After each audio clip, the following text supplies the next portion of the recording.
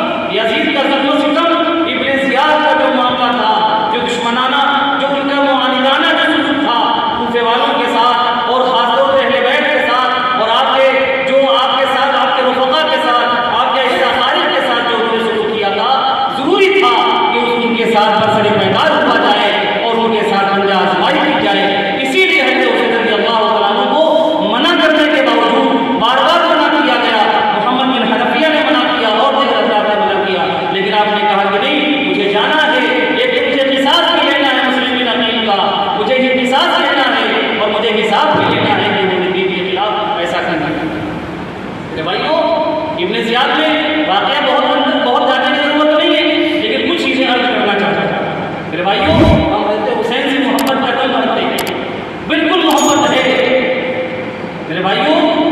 ایک واقعہ لکھا ہے مولانا آزاد رحمۃ اللہ علیہ نے اپنی کتاب میں لکھا ہے کہ جب جنگ ہو رہی تھی، ایک ماں اپنے بیٹے کے ساتھ وہاں سے گزر رہی تھی، ایک ماں اپنے بیٹے کو لے کر گزر رہی تھی، دیکھا کہیں سے کچھ شور شرابے کی آواز آ رہی ہے، کہیں سے کوئی خصومت اور جھگڑے کی آواز آ رہی ہے، کہیں کچھ شور ہو رہا ہے، جس طرح کی لڑائی ہو رہی ہے۔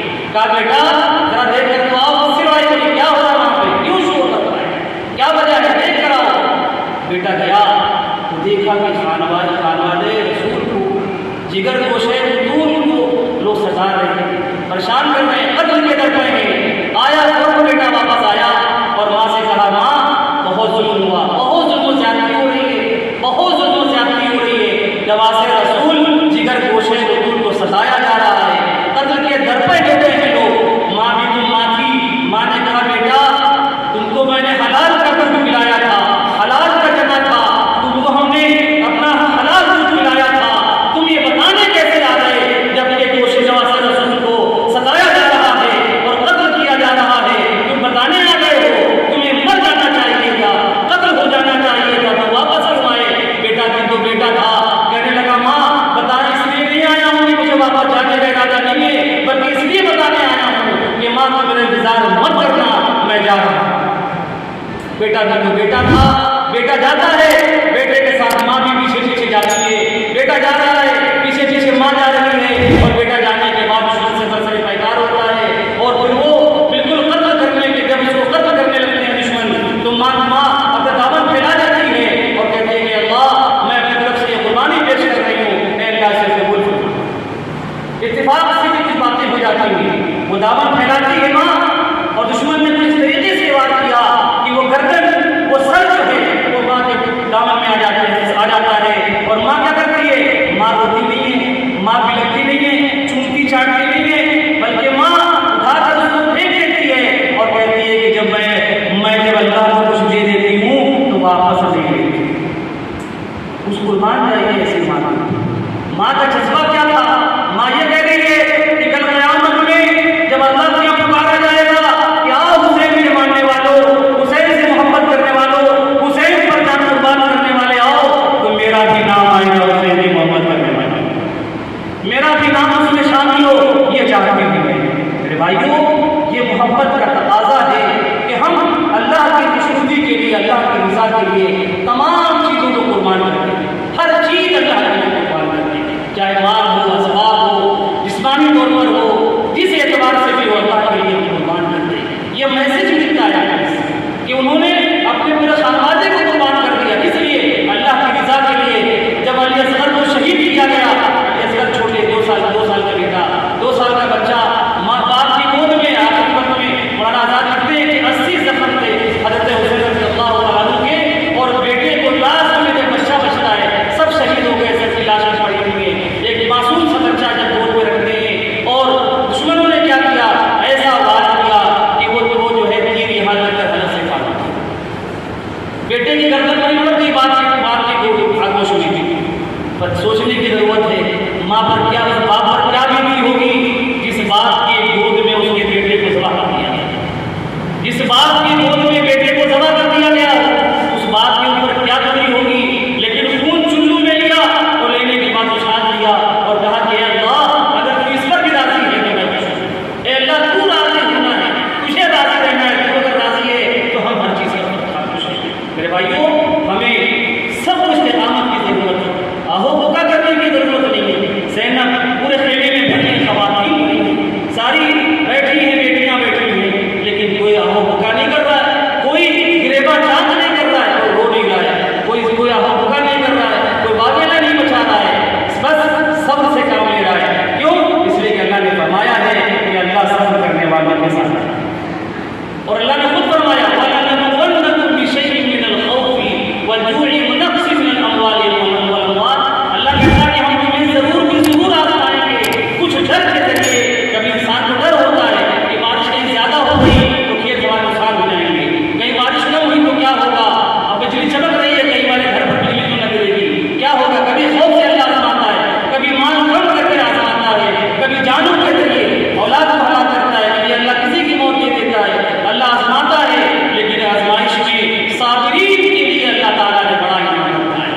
کیا رکھا ہے؟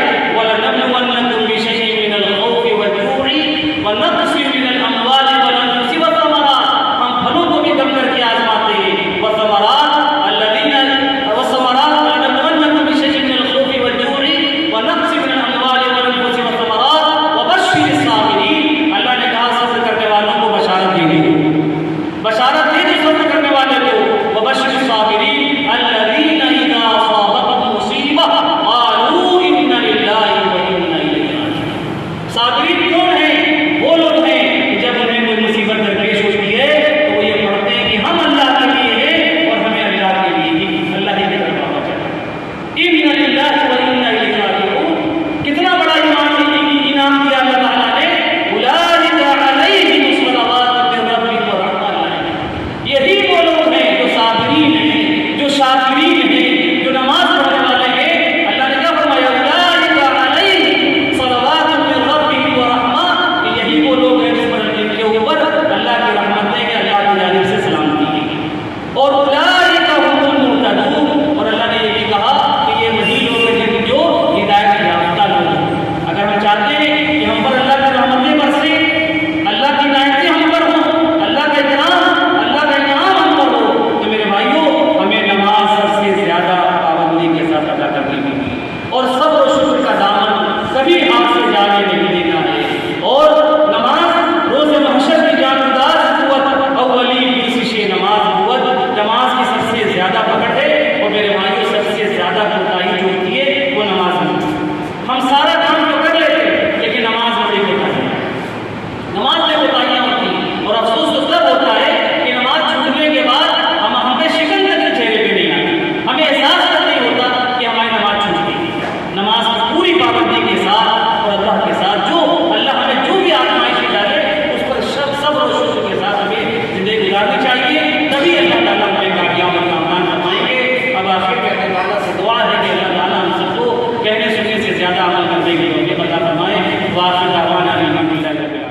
لرن آن لائن کی جانب سے آپ سے بس اتنی التجا ہے کہ ہمارے اس پروگرام کو لائک، شیئر اور سبسکرائب ضرور کریں، ساتھ ہی بیل آئیکن دبانا نہ بھولیں جس سے ہماری ہر ویڈیو آپ تک اپلوڈ ہونے کے ساتھ ہی پہنچ سکے۔ شکریہ۔